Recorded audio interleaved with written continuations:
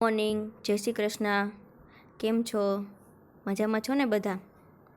હવે આપણે operating system જેની અંદર આપણે સ્ટાર્ટ કરીશું એનું ફર્સ્ટ યુનિટ ઇન્ટ્રોડક્શનથી કે ઓપરેટિંગ સિસ્ટમ શું છે.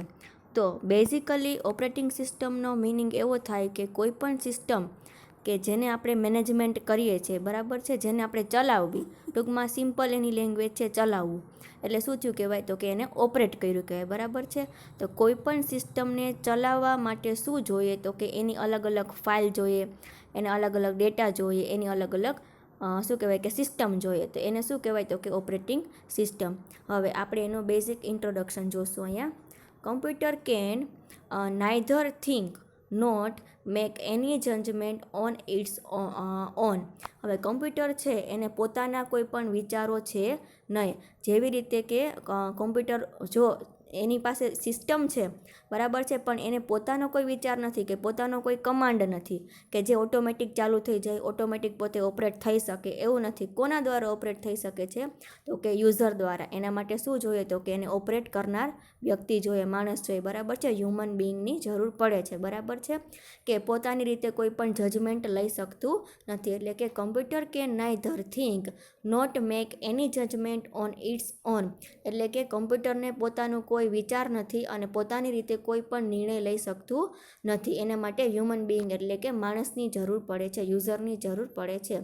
Also it is impossible for any computer to independently analyse a given data and follow its own method of solution. અને શું કહેવાય કે એના માટે ઇમ્પોસિબલ છે કે પોતે શું કહેવાય કે કાંઈ પણ ડેટાને એનાલિસિસ કરવું અથવા તો કોઈ પણ સિસ્ટમને ફોલો કરવું, કોઈ પણ મેથડને ફોલો કરવું એના માટે ઇમ્પોસિબલ છે. એના માટે શું જોઈએ તો કે એને ઓપરેટ કરનાર માણસ જોઈએ છે, બરાબર છે, અને ચલાવનાર કોઈ પણ યુઝરની જરૂર પડે છે. Okay, then it needs instruction. એટલે કે એને શેની જરૂર પડે છે તો કે માહિતીની જરૂર પડે છે, બરાબર. હવે માહિતગાર એટલે કે કોઈ પણ સિસ્ટમ તમારી પાસે અવેલેબલ છે, ફોન છે, કમ્પ્યુટર છે, સિસ્ટમ ટૂંકમાં અવેલેબલ છે, પણ એને ઇન્સ્ટ્રક્શન આપનાર કોઈ નથી તો એ પોતાની રીતે ચાલી શકતું નથી. એટલે શું જરૂર પડે? It needs instruction to tell it vote to do. એના માટે એવા યુઝરની જરૂર પડે છે કે જે એને કહે કે તારે શું કરવાનું છે, કમ્પ્યુટરને શું કરવાનું છે. એના માટે શું જરૂર પડે તો કે યુઝરની જરૂર પડે છે. In order to communicate with each other. એટલે કે એકબીજા સાથે કમ્યુનિકેટ કરવા માટે ક્લાયન્ટની જરૂર પડે છે, બરાબર. Human use natural language like Hindi, English, French, German અને રશિયન. માણસ છે એ પોતાની અલગ અલગ લેંગ્વેજ દ્વારા કોમ્યુનિકેશન કરી શકે છે, બરાબર છે. આપણે ગુજરાતી બોલીએ છીએ, ઇંગ્લિશ બોલીએ છીએ, હિન્દી બોલીએ છીએ, એવી રીતે ફ્રેન્ચ છે, જર્મન છે, રશિયન છે, આ બધી શું છે તો કે માણસ જાતિને સમજવા માટેની લેંગ્વેજ છે, બરાબર છે. એવી રીતે કમ્પ્યુટરને પણ પોતાની પ્રોગ્રામિંગ લેંગ્વેજ છે કે જેના દ્વારા કમ્પ્યુટર છે એ આપણા યુઝરના કમાન્ડ ઉપર કામ કરી શકે. અને that is called the operating system, બરાબર છે, કે માણસના કમાન્ડ ઉપર, માણસની ઇન્સ્ટ્રક્શન ઉપર પોતાની લેંગ્વેજમાં કામ કરતું મશીન એટલે શું કહેવાય તો કે ઓપરેટિંગ સિસ્ટમ. ખ્યાલ આવી ગયો બધાને? હવે એના બે ટાઈપ્સ આપેલા છે, પાર્ટ આપેલા છે. કયા તો કે software can be divided into 2 parts.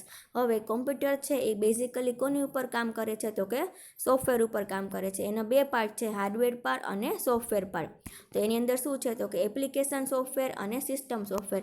હવે હાર્ડવેર પાર્ટ છે જેના વિશે આપણે શું કહેવાય કે બહુ ઓછું સમજવાનું હોય છે કે એનો હાર્ડવેર ડિપાર્ટમેન્ટ છે, એની અંદર આપણે બહુ એટલું બધું શું કહેવાય કે ડીપમાં નથી જોવાનું.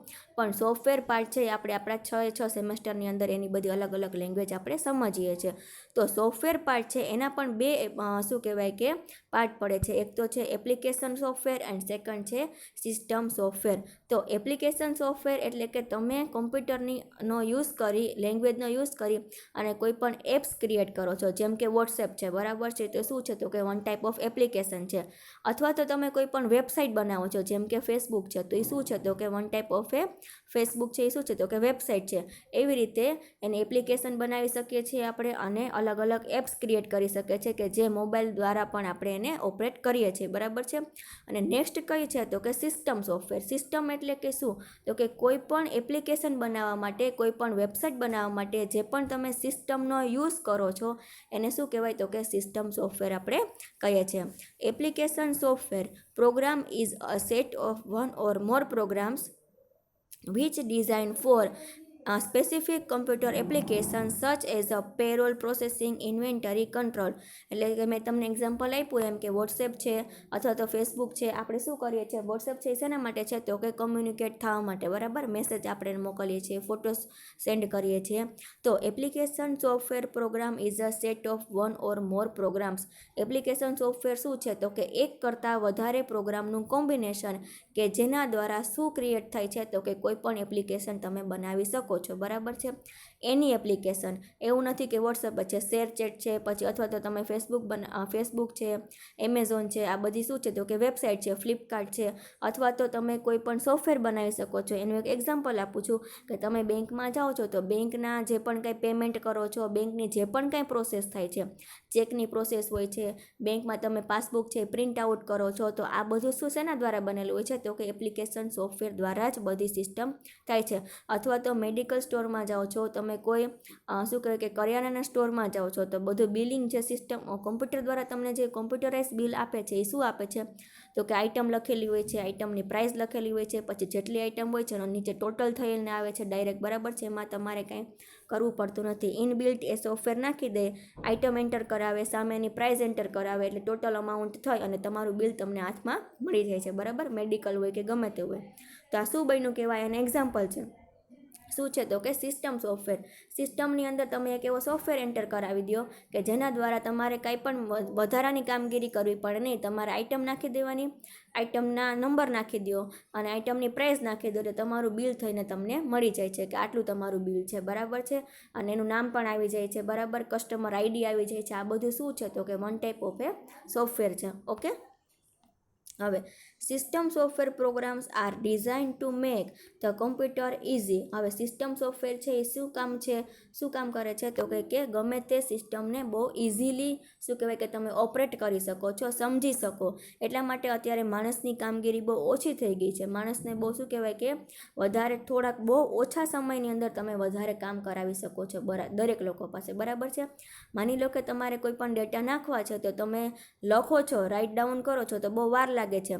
તમારે કોઈ પણ હિસાબ કરવો હોય બહુ વધારે પડતો અમાઉન્ટનો, બરાબર છે, તો પણ ઘણી બધી વાર લાગે છે.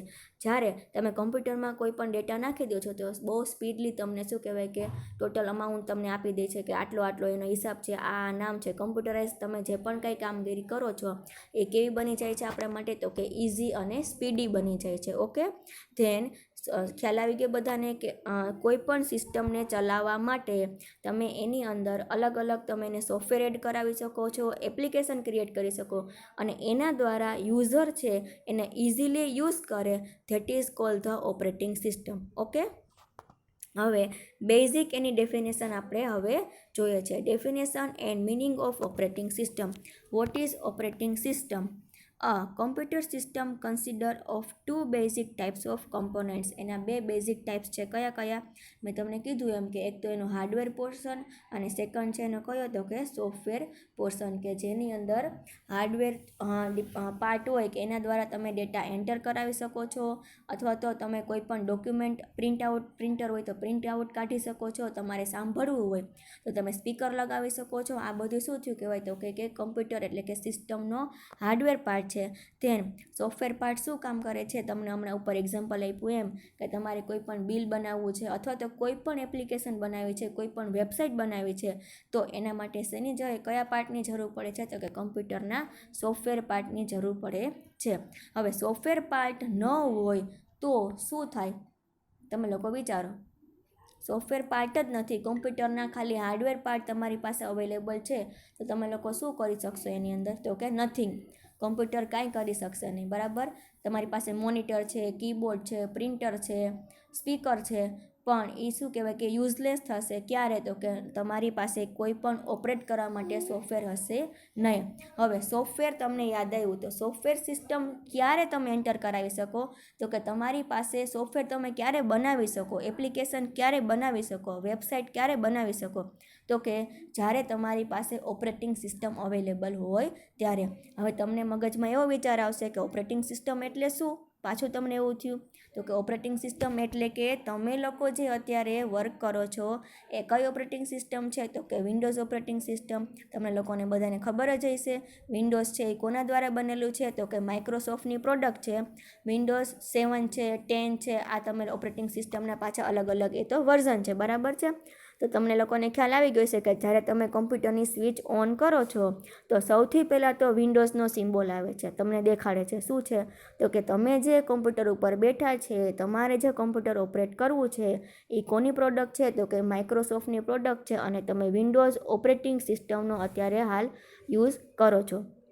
એવી રીતે સૌથી પહેલાં જ્યારે ઓપરેટિંગ સિસ્ટમ બની હતી ત્યારે શું કહેવાય કે ઘણી બધી ઓપરેટિંગ સિસ્ટમ હતી, જેમ કે MS છે, ડોઝ ઓપરેટિંગ સિસ્ટમ છે. આ બધી શું હતી? તો કે ઓપરેટિંગ સિસ્ટમ જ હતી, પણ એમાં થોડા બધા એડવાન્ટેજ આવતા ગયા, ચેન્જીસ આવતા ગયા અને સૌથી વધારે અત્યારે યુઝફુલ હોય તો કઈ ઓપરેટિંગ સિસ્ટમ છે? ઇઝી હોય તો કે કોઈ પણ શું કહેવાય કે જે લોકોને કમ્પ્યુટરનું કાંઈ નોલેજ જ નથી અને એને તમે કમ્પ્યુટર ઉપર બેસાડો તો ઇઝીલી બધાને ખ્યાલ આવી જાય એવી ઓપરેટિંગ સિસ્ટમ જો હોય યુઝર ફ્રેન્ડલી તો એ કઈ છે અત્યારે? તો કે વિન્ડોઝ ઓપરેટિંગ સિસ્ટમ.